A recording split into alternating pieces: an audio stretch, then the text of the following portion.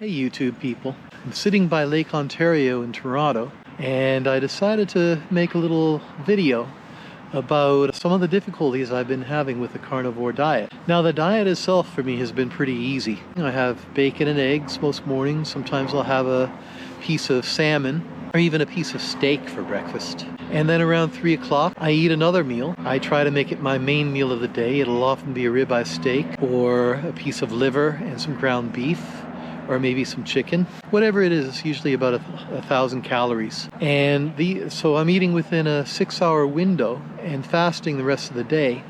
But these two meals leave me feeling completely sated for the whole day.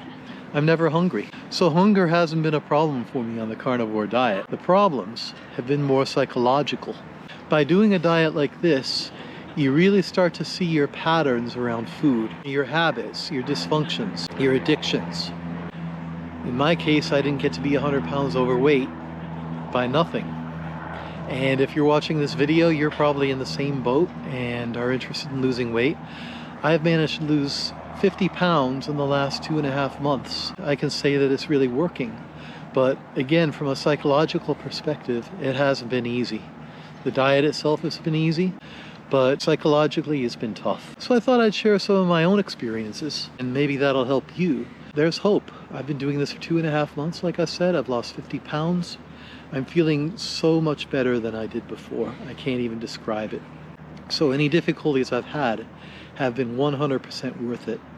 But let me talk about some of them. In the first category, I would put social eating.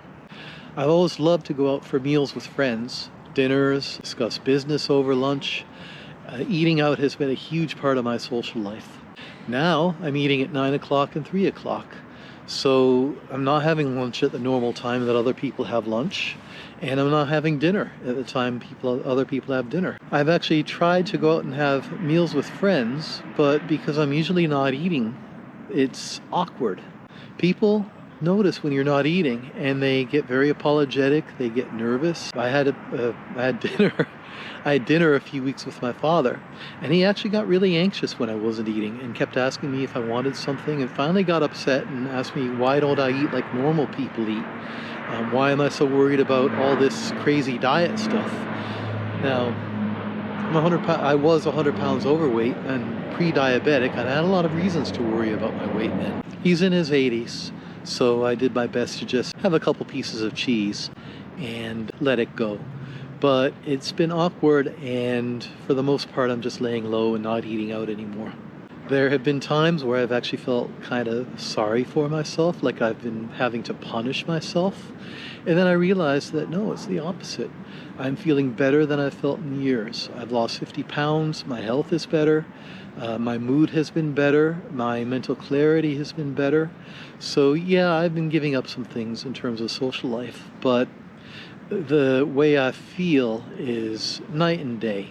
I also look at this as temporary. I committed to do this for 3 months. I may commit to do it for another 3 months. I haven't decided yet.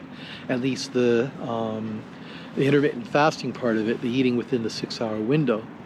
Once that's over, I can go back to eating out again and just stick to meat when everyone else is eating their carb-rich foods. The second thing that's been tough is I realized that I've always rewarded myself with food. If I have a really hard day, I would treat myself to something really good at night, like a really nice meal out and a great dessert afterward. And I saw that as a reward. I'd wake up feeling like crap the next morning because I'd had too much sugar the night before or too many carbs, but still, it was a reward. And again, I kind of felt for the first couple weeks or first month that I was doing this, that it was kind of a punishment for having lived well in the past and become overweight. There was a sort of mentality there I had to look at real closely and let go and realize it wasn't a punishment. I was actually doing something good for myself. Third, I had to look at things from the perspective of addiction. I had to realize that I was really addicted to certain types of food, especially sugar. Anything sweet, anything carb heavy. A big thing for me was afternoon coffee and a pastry. I would eat something sweet at lunch, carby at lunch, and then around 3 o'clock I would crash, and I'd go out and get a pastry and some coffee. I'd feel great for an hour or so, and then I'd crash again and need to eat something at dinner to pick me up. So it was just this constant pattern of eating something sweet, feeling good for an hour, crashing, eating something else sweet, feeling good for an hour, crashing, and doing it over and over again.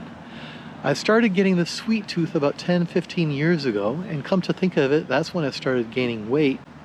And it's been a really hard cycle to break.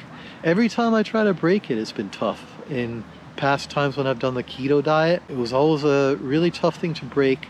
And after a few months, I would start getting this I deserve a reward type of thinking, and I'd end up having something sweet and go right back to where I was. I've really looked at this during this diet. I'm 60, I was 100 pounds overweight, I've lost 50 pounds. I don't want to go through this again.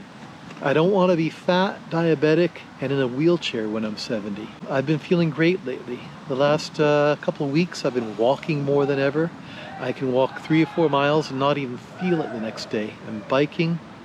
I'm doing a lot of fun stuff. If I'm to eat sugar again, I'm just going to blow it. So I have to look at, for example, if I'm going by a coffee shop and I see pastries, ooh, I want one. But I have to think about the outcome. It'd be like a cocaine addict buying a gram of cocaine, or an alcoholic getting that bottle of whiskey or vodka. I don't want to put myself there again.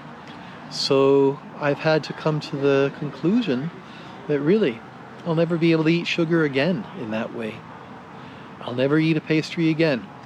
Never have a slice of pizza again. Never is a long time. But I have to look at it like an addiction. Those are the 3 categories that have really been difficult for me. The idea of food as a social activity, the idea of food as a reward, and the idea of food as addiction. I'm working through them. I'll share more as more things come up for me.